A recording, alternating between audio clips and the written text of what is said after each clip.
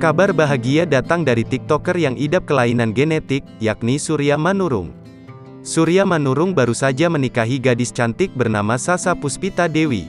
Seperti diketahui, Surya Manurung sendiri sempat heboh setelah kisah keluarganya yang mengidap kelainan genetik viral di media sosial. Dia mengidap Treacher-Collins Syndrome. Diketahui, sindrom ini juga merupakan kelainan genetik langka yang mempengaruhi perkembangan wajah, kepala, dan telinga anak sebelum mereka lahir.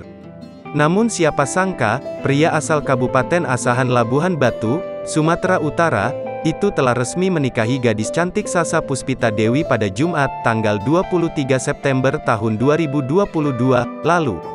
Momen pernikahan Surya Manurung dibagikan dalam akun Instagram pribadinya. Dalam unggahannya, Surya Manurung bersyukur menikahi wanita yang soleha dan setia untuknya. Alhamdulillah akhirnya engkau mempertemukan hamba dengan wanita yang soleha dan setia, tulisnya dikutip tribunstyle.com, Senin, tanggal 26 September tahun 2022. Dalam momen pernikahan itu, Surya Manurung tampak menggunakan pakaian serba salam yang senada dengan pakaian sang istri.